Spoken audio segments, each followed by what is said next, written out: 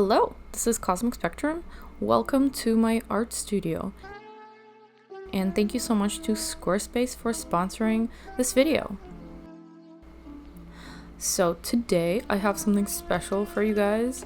I finally pulled out my dusty sketchbook that I haven't used in months and months, and I was just really craving drawing on paper, like the feeling of drawing something on paper instead of using my Cintiq every day, as I've been doing because I've been working on my comic. And just in case you haven't seen my previous videos and you don't know, I have a original comic that I'm working on. It's called Gloamingvale. You can read it for free at gloamingvale.com, and I just recently started posting new pages, updates every Friday. Please check it out, and if you haven't yet, please subscribe to my channel and like this video.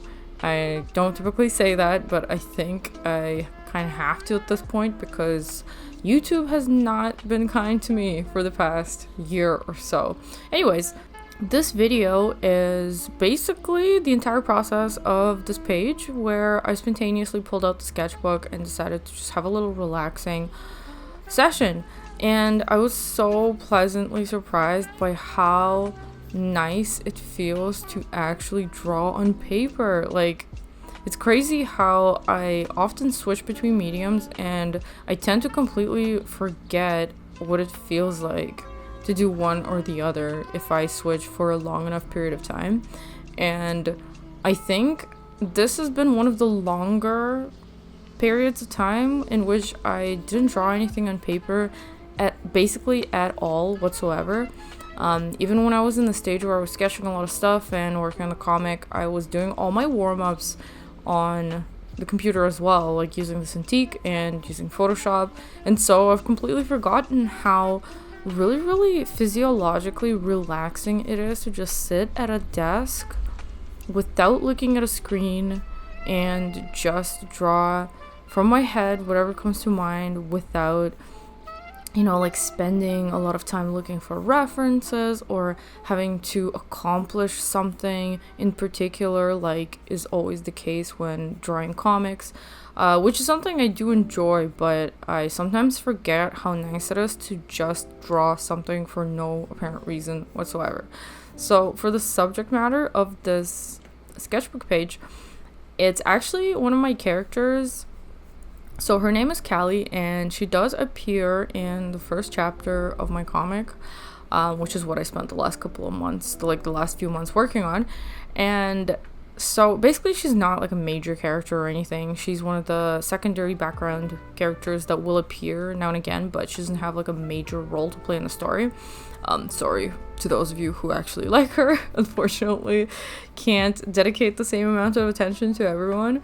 But anyways, when I was figuring out her outfit and what she was gonna wear during the scene where she appears for the first time in the story, I came up with this outfit, which was super cute, and I was really looking forward to drawing it. But by the time I actually got to the comic, I made the absolutely necessary decision to very much simplify the crap out of it, essentially, because I realized that it's insane to draw this elaborate outfit with transparent elements and like all these details when she is just a background character. Like, she barely has any lines, and at the end of the day it was just making my life way too difficult for no apparent reason, because one thing I always tragically remember sometimes is that when somebody actually reads a comic, they do not spend that much time looking at every single panel. I mean, I know this is not the same for everyone, but in any case, I made the right decision and did not spend way too much time unnecessarily on this girl's outfit. However, it's basically been haunting me ever since I completed that chapter and finished drawing her. So I finally took this opportunity to just draw her for fun in the outfit the way that I was planning to draw it initially. And I'm really glad that I did that, because honestly, having been so preoccupied with the comic lately, I kind of did get a little bit burnt out. Like, I'm not gonna say that I got completely burnt out or anything like that, but I never did a single drawing just for fun or to relax during the 4 months or so that I was really focusing on the comic. So this was really, really nice to do again, and it's one of the things I think I want to start bringing back into my routine. Oh, look at that. I have a visitor. So one of my cats, he always wants to, like, he's just such an attention freak. Like, he always wants me to pay attention to him, and whatever I'm doing, he's trying to get in the middle of it. So a little bit later in the video, you'll see he's just all over the place. Anyways, so I decided to use a combination of familiar materials in a way that I typically don't use. So one of the things that really kind of exhausted me while I was working on my comic is that because I want to get it done as efficiently as I possibly can. Look at what he's doing. Just impossible. Too cute, too distracting. Right. Anyways, so yeah, in my comic, I break up the process very dramatically. So I do basically one step at a time. So I'll sketch the whole chapter out, and then I'll ink the whole chapter. I'll have my flatter help me with some flats, and then I'll finish up the flats. And basically everything is done in such chunks that it takes me forever to complete a page because I do it through a long period of time. And I noticed that actually, even though it is kind of an efficient process, it can get really exhausting to not see completed pages for a long time and then have to do very repetitive work for long periods of time. And so it was so refreshing to actually sit down and finish something in one sitting, first of all, and second of all, to not have it super polished and completed in the way that my comic pages are. Before I continue, let me tell you about my sponsor, Squarespace. As a full-time professional artist working from home, having a portfolio website is crucial for bringing in new clients.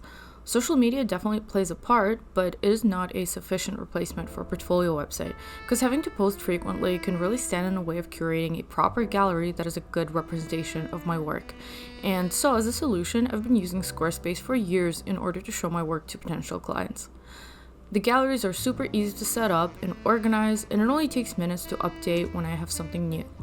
This website also serves as a main link hub that is super useful to anybody who is interested in my work, so they can easily find information on how to contact me, view my shop, my comic website, and social media channels that are not the ones they have found me through. So I highly recommend Squarespace if you're looking for a place to host your website. You can get started for free, and when you're ready to launch your brand new website, you can go to squarespace.com/cosmicspectrumart to get 10% off your first purchase of a website or domain. And now back to the video. Honestly, because the comic pages is broken up so much into these steps, I don't know how much unfinished and sketchiness, like how much of an unfinished look I possibly could introduce to it, because it's something that I've thought about, but I just honestly have no idea how to even tackle something like that unless I try to do one page at a time, which to me sounds unfortunately more exhausting probably in the long run than just breaking up the steps. But in any case, because I do a lot of comics and I do a lot of illustrations that are polished and clean, my typical process involves having a sketching stage and then cleaning everything up very nicely and neatly with line art, and then doing some very, like, basically everything is just super neat typically in my process. Even when it is traditional, it is actually quite similar to how I do things digitally. So sometimes I like to challenge myself in a way where I just try not to follow my typical way of doing things, and a lot of the time it produces surprisingly interesting and nice results that I actually quite like, and this was one of those times. So I didn't think about what exactly I'm going to do with this page, and I knew that I wanted to use a colored pencil, so I just started with that, randomly kind of picked purple, And after I was done with the sketch, I decided to just continue on with more polishing and just like clarifying of the sketch with the purple pencil instead of what I would typically do, which would be to switch the medium and pick up like an inking pen like a Micron, or my dip pen like a G-nib, essentially to just ink it, which is what I do very commonly, or to even use a ballpoint pen, which is something I do quite frequently as well. But in this case, I decided to just like kind of keep going with the purple pencil and see where it takes me, because I was really liking the sketchiness and I wanted to keep some of it, because usually when I have a clean, clear-cut process where there's a big difference between the line art stage and the sketching stage, when I'm done the line work, I will just go ahead and erase the sketch underneath. But in this case, I am not really erasing all that much, and I'm keeping all the sketchy lines, which is kind of a nice look, and it was just so refreshing for me to see that after polishing out all my comic pages. And so while I was doing this kind of like sort of polishing stage, but not super polished, because as you can see, I don't really bother with everything. I just made some parts of the drawing more concrete, like mostly focusing on the face, maybe darkening some of the lines, but I did leave quite a bit of it still sketchy. I was already kind of thinking ahead and trying to figure out what I'm going to use next. Some of my commonly used materials when it comes to sketchbook stuff is ink, so I do like doing ink washes, and sometimes I use very simple limited color schemes. In this case, I thought about how I missed using alcohol markers, so it's been a while since I used those, and basically made the decision like halfway through sketching this that I'm gonna try to color it with alcohol markers. And this is another thing where I've never really actually done this before, I don't think, where I went straight from pencil into markers. So that definitely seemed like it was very experimental to me. I don't know if this is like a common thing that people do, but in any case, so there were surprises right off the bat. Like, one of the things that's so cool is that you never know how mediums are gonna interact. So I noticed right away that the marker was turning the purple pencil pink, and it was kind of lifting it a little bit and making it bleed, which was so interesting because I've never seen that before, and I honestly had no idea that was gonna happen, but I love this effect. I really like it. It reminded me a lot of when I used to sketch with a purple ballpoint pen, and when I used alcohol markers on top of that, or even watercolor or ink or something like that, it had a very similar effect. Like, it would make the lines bleed, but I have no idea why the same thing is happening with a pencil, so that's kind of interesting. Like, I can see how the combination of purple and this flesh tone would probably make something more pink, so that's probably why. But anyways, yeah, I was really into it. So, okay. Callie actually has darker skin, and I wasn't able to find the tone, like the right color amongst the limited amount of markers that I do have, and so I decided to just put down this base beige tone first, and then go in for a second time afterwards. And plus, because it's been so long since I've used alcohol markers, I really kind of forgot how easily they blend, how well they work on this paper. So the base tone was kind of like giving me a reminder of what I can expect when I'm gonna go in with a darker tone, because the tricky thing about handling darker skinned characters for me is always to just get a smooth base layer of skin tone. And yeah, thankfully it worked pretty well. It's a thing that really is a toss-up, like you never know how it's going to turn out, but I am relatively happy with how it turned out in this particular case. So I decided to continue with the color scheme being analogous because I really liked how the pencil was bleeding into the colors, and I didn't want to introduce anything too weird and create some sort of strange mix and get like muddy colors as a result. So I figured purple would work super well with pink. I think initially when I had this design, like this outfit in mind, the colors were slightly different, And also for the transparent top, I wasn't sure exactly what fabric it would be. Like, when I was thinking about it, I thought maybe I would have some sort of white mesh. I thought that would look cool. But for this drawing, I figured mesh would be just weird to replicate. Like, I don't know how I would really do that unless I would use some sort of acrylic marker on top of all of this to draw the white mesh in or something like that. But in any case, I just opted for like a transparent look, which in the end I really like because I got to leave out some of the first skin tone that I put on it, and I think it totally makes sense if the top was just like white that is slightly translucent. So that was a nice look, and I also got to do the same thing with the purple, obviously, to have like the two-tone look. And yeah, after I picked the darker purple, I pretty much decided to not really introduce any other colors into the mix. So if you've seen any of my previous drawings of Callie, you might notice that her hair was actually a different color in some of the drawings that I posted before. And this is not, like, it's not like I decided to change it permanently or anything. It's, to me, I've always pictured her as someone who dyes her hair a lot and changes up her for her look all the time.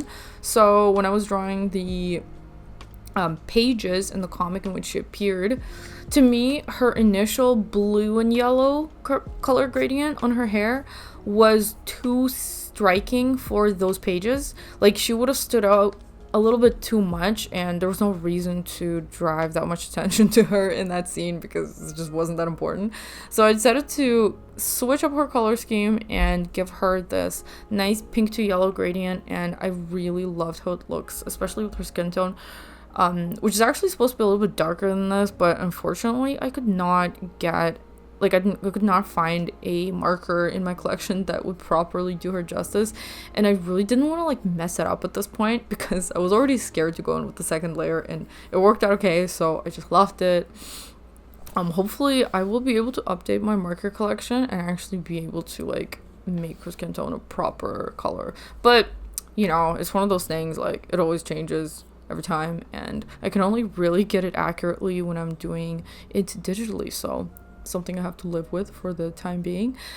But yeah, so after I put down all the basic shapes with the marker, I did a little bit of shading with it, as you can see, but because I don't use markers all that much and I don't have much experience with them, I actually don't really have a go-to method of adding like rendering with a marker, so I went straight to colored pencils in order to add the rest of the details that I thought were still missing. The biggest thing that kind of melted away with like multiple marker passovers was the face, like the facial details, especially the eyes. So I went back and did quite a bit more detailing with a colored pencil over top of it, and I really like how it turned out in the end. And because this was just a fun little sketchbook session, I didn't really want to do too much, so I left a lot of sketchy parts and I just used a white ballpoint pen to put in the rest of the details. And so that's the entirety of the process. I really hope you enjoyed it, and I really hope I'm going to be doing a little bit more of these going forward. I'm going to start to reintroduce other things into my life other than just slaving away on the comic, because I don't think that's sustainable in the long run. So thank you for watching, and I will see you guys in my next video. Bye!